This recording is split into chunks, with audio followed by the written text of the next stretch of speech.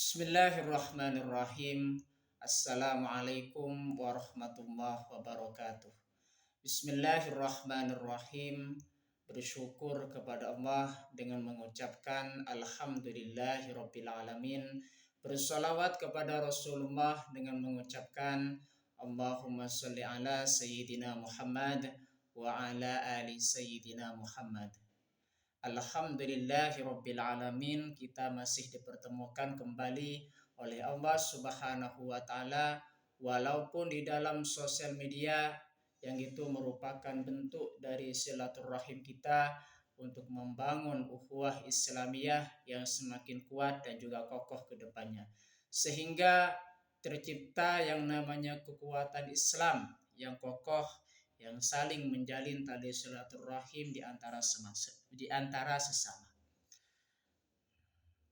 Pada kesempatan kali ini topik yang akan saya bahas yaitu tentang tawadu. Tentang tawadu. Kalau video sebelumnya kita sudah membahas tentang husnuzan, yaitu berprasangka baik terhadap sesama atau orang lain. Untuk kesempatan kali ini, topik yang akan saya bahas yaitu tentang tawadu. Pengertian dan pentingnya tawadu. Ditinjau dari segi bahasa, tawadu artinya rendah hati atau merendahkan diri. Jadi yang dimaksud dengan tawadu di sini ialah rendah hati. Jangan sampai hati kita tinggi. Salah satu contohnya hati yang tinggi yaitu kita merasa lebih berilmu dibandingkan guru kita. Oleh sebab itu, karena kita merasa lebih berilmu, itu salah satu contoh dari kita meninggikan hati kita terhadap guru kita. Oleh sebab itu, maka sikap tawadhu di sini harus ditanamkan di dalam diri kita supaya tidak timbul yang namanya sifat kesombongan. Makanya di situ tawadhu merupakan perilaku yang terpuji atau akhlak yang terpuji. Sedang menurut istilah, tawadu adalah sikap seseorang yang senantiasa merendahkan diri dan hatinya di hadapan Allah Subhanahu wa Ta'ala. Jadi kalau misalkan kita sudah berhadapan dengan Allah Subhanahu wa Ta'ala, maka jangan sampai hati kita merasa tinggi. Akan tetapi kita harus merendahkan diri dan hati kita juga direndahkan di hadapan Allah Subhanahu wa Ta'ala. Makanya di situ sikap seperti itu sangat penting. Kalau misalkan kita merendahkan hati kita di hadapan Allah Subhanahu wa Ta'ala, merendahkan diri kita di hadapan Allah Subhanahu wa Ta'ala, maka kita sudah menunjukkan bahwa kita manusia tidak bisa apa-apa dan juga makhluk yang lemah tanpa Allah Subhanahu wa Ta'ala. Tawadhu merupakan sikap yang wajib dimiliki oleh setiap muslim. Selain menjadi bukti imannya kepada Allah Subhanahu wa Ta'ala, sikap ini juga akan melahirkan sikap rendah hati pada sesama manusia. Jadi kalau misalkan kita tekankan lagi di sini bahwasanya sikap tawadhu itu bukan hanya hubungan kita dengan Allah, melainkan sikap tawadhu itu kita harus tanamkan juga dan juga kita aplikasikan, terapkan di dalam hubungan kita dengan sesama manusia. Ketika seseorang telah bertawadhu, dia akan menyadari betapa lemahnya manusia di hadapan Rabb-nya. Jadi kalau misalkan kita sudah memiliki sifat tawadhu di sini, maka kita itu merasa lemah di hadapan Allah Subhanahu wa Ta'ala. Makanya kita memiliki kekuatan pun Allah yang memberikan kekuatan kepada kita. Tidak ada yang mengunggulkan manusia satu dengan yang lainnya kecuali kadar keimanan dan ketakwaannya. Kalau misalkan kita dalam hal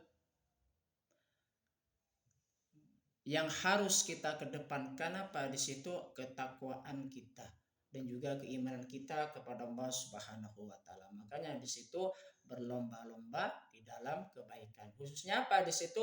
berlomba-lomba dalam rangka untuk mendekatkan diri kepada Allah Subhanahu wa taala. Ya.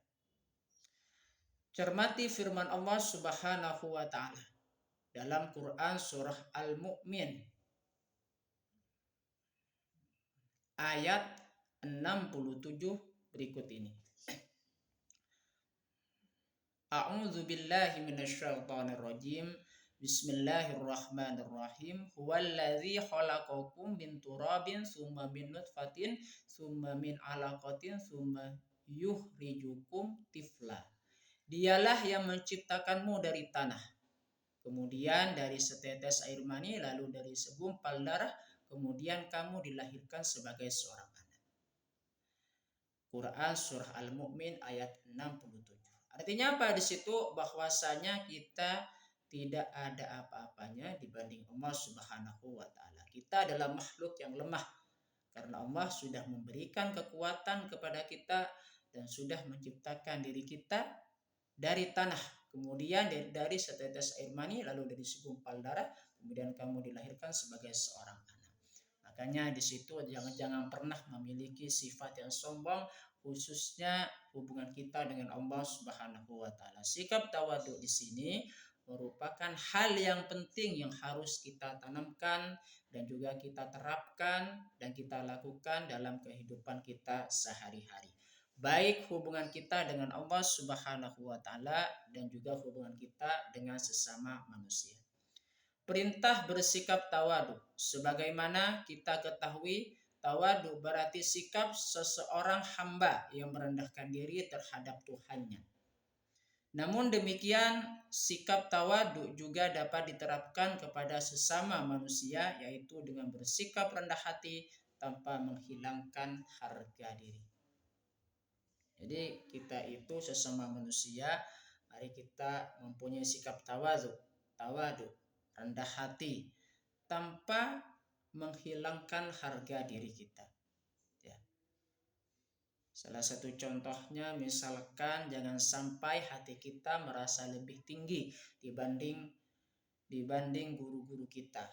Kalau misalkan kita belajar kepada seorang guru, maka kita jangan sampai hati kita lebih tinggi dibanding beliau. Merasa keilmuan kita sudah lebih banyak dibanding guru kita. Makanya di situ harus memiliki sikap tawadhu terhadap sesama, khususnya di situ kepada guru kita. Kita dapat menjadikan Rasulullah SAW sebagai contoh dalam bersikap tawadhu. Jadi Rasulullah SAW sudah memberikan contoh bagi kita, yaitu untuk bersikap tawadhu. Sebuah riwayat menunjukkan salah satu contoh ketawaduan Rasulullah SAW ketika beliau melaksanakan ibadah haji berikut. Suatu waktu Nabi Muhammad SAW menunaikan ibadah haji.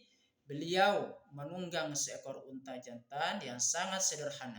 Unta itu tidak dilengkapi pelana yang serba mewah dan indah sebagaimana yang dilakukan oleh raja-raja, melainkan hanya terhampar sehelai permadani yang tipis. Di atas unta itu beliau berdoa, "Ya Allah, jadikanlah ibadah hajiku ini suatu ibadah yang tidak mengandung riya, takabur, dan angkuh." Kalau misalkan kita melihat lagi dari kisah perjalanan Rasulullah SAW yang sudah saya ceritakan di sini, bahwasanya Rasulullah SAW itu memang sangat sederhana. Meskipun beliau adalah Rasul untuk seluruh umat manusia, maka doanya Rasulullah pada situ, jadikanlah ibadah hajiku ini suatu ibadah yang tidak mengandung riya. Riya artinya ingin dipuji ataupun takabur dan angkuh. Itulah contoh yang diberikan oleh Rasulullah SAW kepada kita, bahwasanya kita harus memiliki sikap tawadhu, hubungan kita dengan Allah dan juga hubungan dengan sesama manusia. Selain bertawadhu kepada Allah Subhanahu wa taala dan orang lain, kita juga diperintahkan bertawadhu kepada kedua orang tua. Sikap ini harus kita dilakukan dengan didasari rasa cinta, kasih, dan harapan atas ridha yang diberikan keduanya. Sebagai jalan terbukanya ridha dari Allah Subhanahu wa taala, selain bertawadhu kepada kedua orang tua, hendaknya kita juga mendoakan kebaikan bagi keduanya. Ingat di situ ya. Selain kita memiliki sikap tawadhu, maka kita harus mendoakan kedua orang tua kita dan juga guru-guru kita. Hal ini sesuai dengan perintah Allah Subhanahu wa taala dalam Quran surah Al-Isra ayat 24. A'udzu billahi minasyaitonir rajim. Bismillahirrahmanirrahim. Wahfid lahuma janaha dzulli minar rahmati wa qur rabbirhamhuma kama rabbayani shaghira. Dan rendahkanlah dirimu terhadap keduanya dengan penuh kasih sayang dan ucapkanlah, wahai Tuhanku, sayangilah keduanya sebagaimana mereka berdua telah mendidik aku pada waktu kecil. Quran surah Al-Isra ayat 24. Ya. Jadi itu merupakan dasar bagi kita untuk kita selalu bertawadhu, khususnya kepada kedua orang tua kita dan juga guru-guru kita. Bentuk-bentuk perilaku tawadhu. Sifat tawadhu kepada seseorang, kepada sesama dapat diwujudkan lewat perilaku sehari-hari kita. Berikut adalah beberapa bentuk ketawadhuan tersebut. Yang pertama apa di situ? Bentuk-bentuk perilaku tawadhu menyebarkan senyum, sapa dan salam kepada sesama. Dengan cara kita bisa menyebarkan senyum, maka itu bisa membuat orang lain senang. Dan juga menyapa dan juga salam kepada sesama itu juga sangat menggembirakan terhadap orang lain. Makanya dengan cara seperti itu merupakan sebuah sikap atau bentuk perilaku tawadhu kita. Bentuk-bentuk perilaku tawadhu yang kedua, menyayangi pihak yang lebih muda. Kalau yang lebih muda itu disayangi, kalau yang lebih tua itu dihormati. Bentuk-bentuk perilaku tawadhu yang selanjutnya, yang ketiga, menghormati pihak yang lebih tua. Artinya apa di situ? Islam mengajarkan kepada kita bahwasanya kita saling menghormati dan juga saling menyayangi antar sesama. Yang keempat, bentuk-bentuk perilaku tawadhu yang keempat, senantiasa memberi contoh yang baik bagi keluarga dan masyarakat. Bagaimana kalau misalkan kita memiliki sikap tawadhu yang baik, maka kita sudah memberikan contoh bagi keluarga dan juga masyarakat. Karena mereka sudah berinteraksi dengan kita, sudah melihat diri kita, karena kita sudah menunjukkan sikap tawadhu, maka itu ditiru oleh orang lain juga. Bentuk-bentuk perilaku tawadhu yang kelima, menyantuni orang-orang yang lemah. Bahwasanya kita harus memiliki rasa memahami, rasa empati, rasa kasih sayang terhadap sesama, khususnya untuk menyantuni orang-orang yang lemah.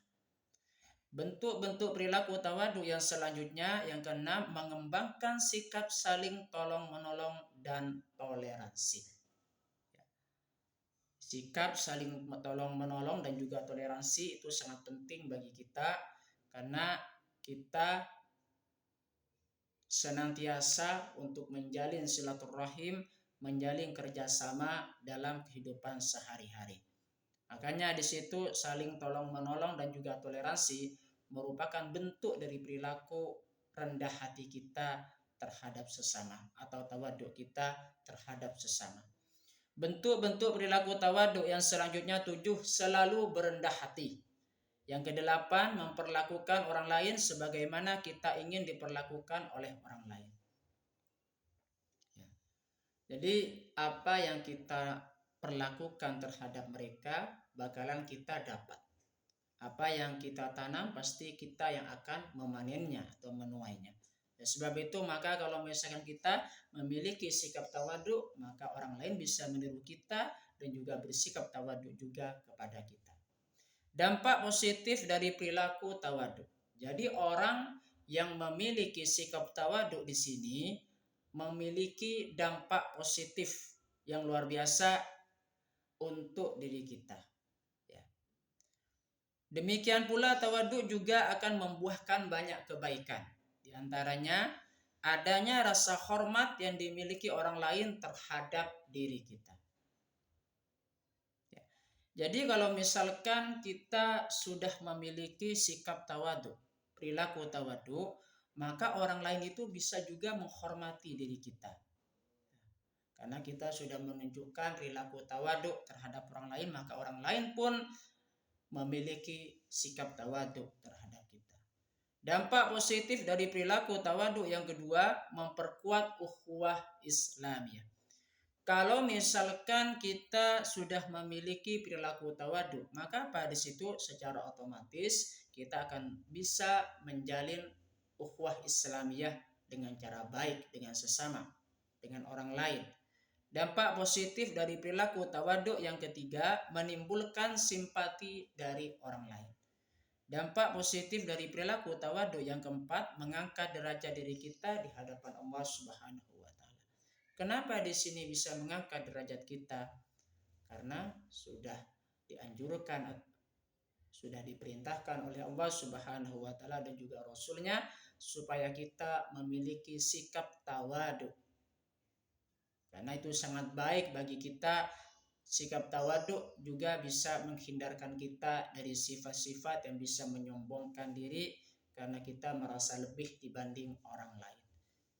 Membiasakan diri berperilaku tawaduk. Bagaimana cara kita bisa membiasakan diri agar supaya tertanam perilaku tawaduk di dalam diri kita? Yang pertama, hanya mengharapkan ridha Allah Subhanahu wa taala dalam setiap amalan yang kita lakukan. Ya. Jadi dengan cara kita bisa membiasakan diri berperilaku tawaduk, di situ kita hanya mengharap ridha Allah Subhanahu wa taala terhadap amalan yang kita lakukan. Yang kedua, membiasakan diri berperilaku tawaduk. Yang kedua, senantiasa bersabar menghadapi setiap cobaan. Ya. Jadi dengan cara kita bersabar menghadapi setiap cobaan, maka diri kita, hati kita juga akan memiliki sikap tawaduk. Yang ketiga, mengusahakan diri untuk menghindari riya, sum'ah, dan sombong. Sudah saya katakan tadi bahwasanya kalau misalkan kita sudah membiasakan diri berperilaku tawaduk, maka timbul apa di situ? Kita bisa menghindari sifat riya, sum'ah, dan juga sombong. Yang keempat, berusaha untuk tidak menunjukkan kelebihan yang kita miliki di depan orang lain. Makanya di situ khawatir nanti kalau misalkan kita menunjukkan sesuatu kelebihan kita terhadap orang lain, timbul yang namanya benih-benih kesombongan. Makanya di situ kalau misalkan punya kelebihan apa-apa yang tidak, apa maksudnya itu ya, yang tidak terlalu genting untuk kita bisa gunakan, maka di situ apa sepantasnya di situ berusaha untuk menyimpan terlebih dahulu. Baru kalau misalkan sudah mau digunakan, baru kita tunjukkan. Itu namanya menggunakan kelebihan yang benar. Ya. Terus yang kelima, hendaklah kita sadar akan kejadian manusia. Jadi manusia itu diciptakan dari tanah oleh Allah Subhanahu wa taala. Oleh sebab itu maka kita tidak memiliki kekuatan apa-apa tanpa Allah Subhanahu wa taala. Makanya kalau berhadapan dengan Allah Subhanahu wa taala, jangan sampai merasa sombong. Karena Allah Subhanahu wa taala tidak suka terhadap orang yang sombong. Oleh sebab itu itulah manfaat kita belajar tentang perilaku atau sikap tawaduk, baik hubungan kita dengan Allah Subhanahu wa taala dan juga hubungan kita dengan sesama manusia. Terima kasih, semoga kita bisa bermanfaat, semoga bisa bermanfaat buat kita semua, amin ya rabbal alamin. Sebelum saya tutup, mari kita ngirim Fatihah dulu kepada baginda Rasulullah sallallahu alaihi wasallam, ila hadratin Nabil Mustafa Muhammadin sallallahu alaihi wasallam wa ala alihi wa ashabihi wa azwajihi wa dzurriyyatihi wa ahli baitihi wa liman dakhala fi baitihi ajmain. Kullu syai'in lillahi lahumul Fatihah. A'udzu billahi minasyaitonir rajim. Bismillahirrahmanirrahim. Alhamdulillahirabbil alamin arrahmanir rahim maliki yaumiddin. Iyyaka na'budu wa iyyaka nasta'in. Ihdinas siratal mustaqim. Siratal ladzina an'amta 'alaihim ghairil maghdubi 'alaihim waladdallin. Fatihah yang selanjutnya, mari kita ngirim Fatihah kepada kedua orang tua kita, baik yang masih hidup juga ataupun yang sudah meninggal, dan juga mendoakan mengirim Fatihah kepada guru-guru kita, kedua orang tua kita semuanya, dan mengirim Fatihah kepada kaum muslimin muslimat, mukminin mukminat, dan semoga kita diteguhkan Islam dan juga iman kita oleh Allah Subhanahu wa taala, dan juga dikabulkan hajat-hajat kita oleh Allah Subhanahu wa taala. Amin amin ya rabbal alamin. Al-Fatihah. A'udzu billahi minasyaitonir rajim. Bismillahirrahmanirrahim. Alhamdulillahi rabbil alamin arrahmanir rahim maliki yaumiddin. Iyyaka na'budu wa iyyaka nasta'in ihdinas siratal mustaqim siratal ladzina an'amta 'alaihim ghairil maghdubi 'alaihim waladdallin. Terima kasih atas partisipasinya. Assalamualaikum warahmatullahi wabarakatuh.